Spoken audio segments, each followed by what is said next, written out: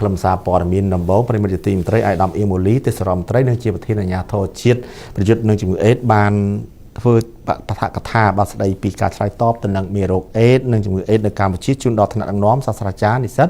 នៅទីតាំងទី1នៃសាកលវិទ្យាល័យវិទ្យាសាស្ត្រសុខាភិបាលសវសនារសៀលថ្ងៃទី27ខែមីនាឆ្នាំ2025នេះនៅក្នុងឱកាសនោះអាយដាមអ៊ីម៉ូលីក៏បានបញ្ជាក់ដែរថាការងារឆ្លើយតបទៅនឹងមេរោគអេដជាការងារពហុវិស័យរួមទាំងវិស័យសុខាភិបាលផងគឺមានការចូលរួមពីទូអង្គពាក់ព័ន្ធជាច្រើនអ្នកផ្ទុកមេរោគអេដជំងឺអេដជាអ្នកជំងឺមួយជីវិតដែលត្រូវការថ្នាំនិងសេវាព្យាបាលថែទាំល្អទៀងទាត់យូរអង្វែងវិស័យសុខាភិបាលមានផ្នត់គំនិតមិនដូចអ្នកជំងឺធម្មតាទេអ្នកជំងឺធម្មតារត់រកពេទ្យរកសេវាព្យាបាលថែទាំដោយសារតែខ្លាចស្លាប់អ្នកជំងឺអេដមិនខ្លាចស្លាប់ទេនិងមិនរត់រកពេទ្យទេតែពេទ្យត្រូវរត់វិញមានការខ្មាស់អៀនព្រោះឆ្លងដោយសារតែការរួមភេទសង្គមទាំងមូលរងនៅការមាក់ងាយនឹងរើសអើងសង្គមទាំងមូលត្រូវការរស់នៅក្នុងសង្គមដោយសមាជិកឯទៀតត្រូវការរៀនសូត្រត្រូវធ្វើការចិញ្ចឹមជីវិតត្រូវការរស់នៅស្មើសិទ្ធិជាមួយនឹងប្រជាពលរដ្ឋឯទៀតហើយអប់រំការងារគាំពារសង្គមរដ្ឋបាលសាធារណៈ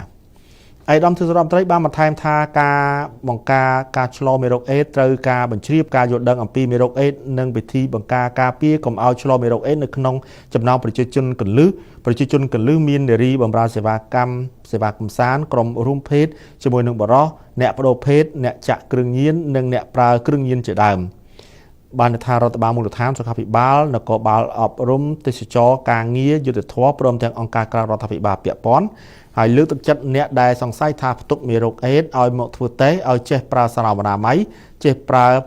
BREF អាជ្ញាធរមូលដ្ឋានអង្គការសង្គមស៊ីវិលតំណាងអ្នកផ្ទុកមេរោគអេដតំណាងប្រជាជនកន្លឹះសុខាភិបាលអប់រំទេសចរណ៍ដោយសារតែមានការពាក់ព័ន្ធពីទូអង្គជាច្រើនដើម្បីឆ្លើយតបទៅនឹងមេរោគអេដទើបអង្គការ UNAIDS បានដាក់ចេញនូវគោលការណ៍3មួយគឺយុទ្ធសាស្ត្រឬក៏ក្របខ័ណ្ឌផែនការសកម្មភាពតែមួយ2ស្ថាប័នសម្របសម្រួលតែមួយ3ប្រព័ន្ធតាមដានវិតម្លៃតែមួយហើយគោលការណ៍3មួយក្របខ័ណ្ឌយុទ្ធសាស្ត្រតែមួយស្ថាប័នសម្របសម្រួលតែមួយនិងប្រព័ន្ធតាមដានវិតម្លៃតែមួយគោលការណ៍កន្លឹះ3មួយជាគោលការណ៍ដែលអង្គការ UNAIDS ណែនាំតាំងពីឆ្នាំ2004មក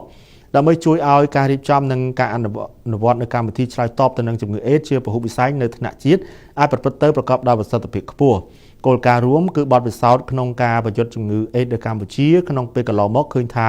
គោលការណ៍រួម3គឺភាពជាម្ចាស់ឬក៏ភាពជាអ្នកដឹកនាំភាពជាដៃគូនឹងការវិនិយោគបានជួយជំរុញការអនុវត្តនៅកម្មវិធីអេដឲ្យទទួលបានលទ្ធផលល្អគួរជាទីមោទនៈការថយចុះអត្រាប្រេវឡង់ពី 3% នៅឆ្នាំ1997មកត្រឹម 0.5% នៅឆ្នាំ2022ជាភស្តុតាងយ៉ាងច្បាស់បញ្ជាក់អំពីជោគជ័យនៃគោលការណ៍រួមនេះឯកឧត្តមអៀងមូលីក៏បានបញ្ជាក់ផងដែរថាគោលការណ៍3ដើម្បីសម្រាប់ចក្ខុវិស័យនេះមួយគឺទប់ស្កាត់ការឆ្លងថ្មីឲ្យបានក្រោមមួយករណីក្នុងមួយថ្ងៃឬក៏ជាង200នាក់ក្នុងមួយឆ្នាំ2ទប់ស្កាត់ការបាត់បង់ជីវិតដោយសារតែអេដឲ្យបានក្រោម200នាក់ក្នុងមួយឆ្នាំ3បំបត្តិការរើសអើងនិងមាក់ងាយអ្នកផ្ទុកមេរោគអេដឲ្យអស់ពីសង្គមកម្ពុជានិងគោលដៅធំ7ក្នុងការសម្រេចគោលបំណងខាងលើផងដែរ